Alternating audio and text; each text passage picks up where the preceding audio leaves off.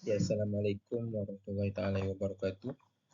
Okey, hari ini saya ingin membentangkan dapatan saya terhadap projek 2 iaitu TVET di China untuk subjek falsafah dan masa depan TVET.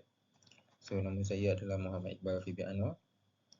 Uh, dan pensyarah saya adalah Profesor Madya Dr. Muhammad Safarin dan Dr. Muhammad Hamzah Miman. Alright. So, kita akan pergi kepada slide yang seterusnya.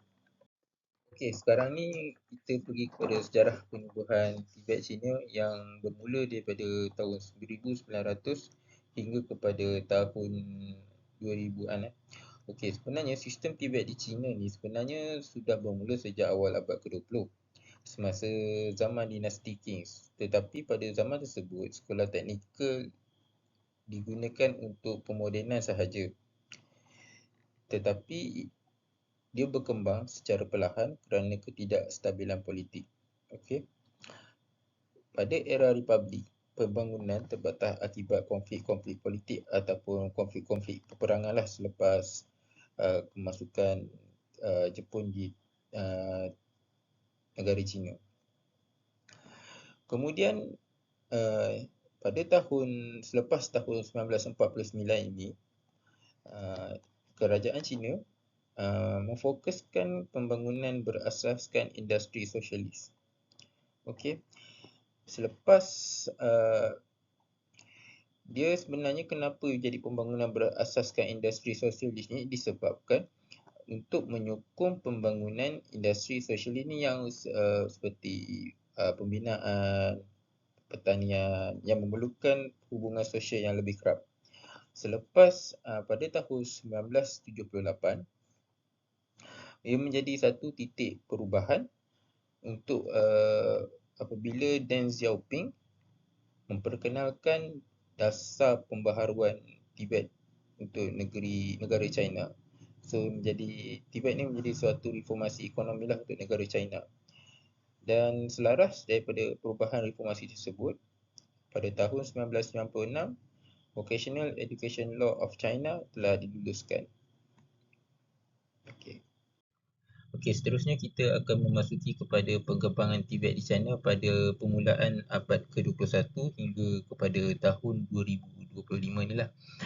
Okey, memasuki abad yang ke-21 ini, China telah memfokuskan kepada kebolehpasaran graduan dengan menstrukturan semula Tibet selaras dengan pembangunan pendidikan negara China. Dengan mewujudkan sistem program 1+X Certificate dilaksanakan di mana pelajar tersebut mampu memperoleh diploma bersama dengan pelbagai sijil kemahiran tambahan. Fokus ini turut diberikan penekanan kepada pembelajaran sepanjang hayat ataupun continuous learning lah. Tibet ini sebenarnya bukan sahaja menyokong kepada pertumbuhan ekonomi, malah membuka peluang kepada pelajar yang berada di luar bandar ataupun di China Barat untuk meningkatkan taraf hidup mereka. So, pembangunan pada abad ke-21 ini juga pembangunan kurikulum AI, kemahiran hijau dan logistik pintar ini sedang giat dilaksanakan lah. Pada masa kini, Tibet menjadi tulang belakang kepada pembangunan dan kemahiran untuk negara China lah. Akan tetapi bila kita bercakap dengan sistem pendidikan ni akan ada pelbagai isu. Terdapat beberapa isu kritikal yang dihadapi, antaranya adalah ketidakseimbangan institusi dan keuangan dasar, yang di mana tiada kerjasama yang jelas antara kementerian dan sektor industri. Yang kedua adalah stigma sosial dan hierarki pendidikan, di mana Tibet di negara China masih dianggap laluan kelas kedua ataupun laluan untuk pelajar yang kurang cemerlang pada bidang akademik lah.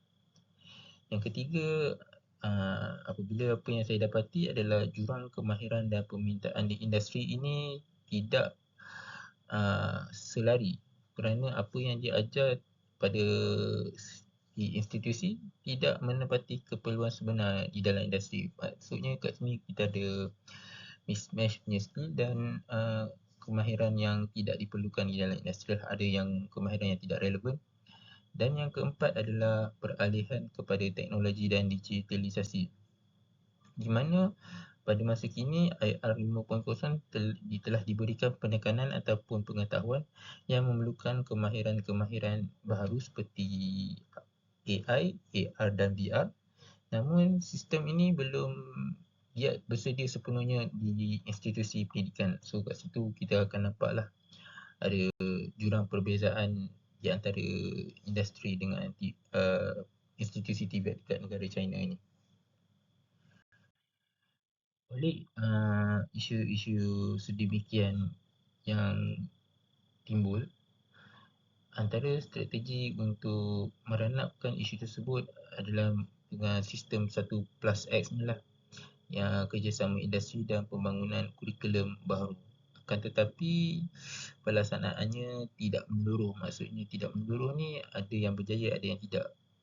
So dan terdapat banyak kekangan seperti masalah fasiliti dan infrastruktur yang tidak lengkap dan tidak menepati piawaian standard yang ditetapkan oleh Kementerian Pendidikan, dan kerjasama industri yang bersifat jangka pendek saja dan tidak mematuhi MQA punya standard lah. Oleh itu, satu rangka model yang dicadangkan adalah dinamakan sebagai VIE Eco, maksudnya V Eco. Pencadangan model baharu yang bernama V Eco ini iaitu Vocational Ecosystem Innovation Model. Model ini berteraskan kepada 4 komponen. Yang pertama adalah kurikulum dinamik dan responsif, dan di mana ia direka bentuk khas untuk industri dan komuniti, serta berasaskan pembelajaran projek dan micro-credential. Yang kedua adalah penumbuhan hub inovasi komuniti untuk wilayah-wilayah luar bandar di China Barat.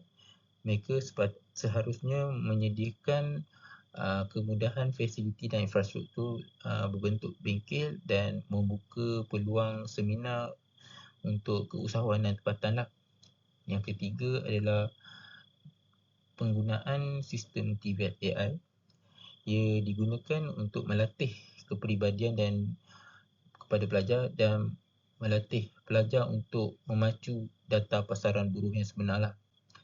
Yang keempat sekali adalah yang terakhir, komponen yang keempat adalah kempen nasional TVET Champion, di mana untuk membina imej positif TVET melalui ikon kemahiran dan media. Maksudnya kita mengangkat bekas-bekas pelajar alumni institusi TVET untuk dijadikan contoh, pelajar contoh bagaimana pelajar TVET ini berjaya di dalam bidang masing-masing. Okey, sumbangan sosioekonomi untuk TVET di negara China ini menyebabkan lebih 60% enrolment pendidikan tinggi dari TVET ini mendapat satu data statistik yang agak tinggi berbanding tahun-tahun sebelumnya. Yang kedua adalah 90% graduan TVET mendapat kerja dalam tempoh masa kurang daripada 6 bulan. Yang ketiga adalah mengurangkan pengangguran luar bandar dan jurang wilayah. Maksudnya setiap wilayah ni kita dapat mengurangkan jurang kemahiran antara wilayah antara satu sama lain supaya setiap wilayah itu naik secara sama rata. Dan yang terakhir adalah menjadi instrumen kestabilan politik dan pembangunan negara. Natijahnya, sistem TVET China ini menunjukkan satu evolusi yang sangat signifikan dan terbukti menyumbang besar dalam aspek ekonomi, sosial dan politik. Namun, untuk kekal relevan ni, usaha reformasi perlu diteruskan secara berterusan, menyeluruh dan sistematik. Dengan pendekatan inovatif dan inklusif seperti model VIE Vocational Ecosystem Innovation, TVET boleh menjadi satu ejen pembangunan lestari di peringkat global dan dunia. Okey, sekian. Terima kasih. Assalamualaikum.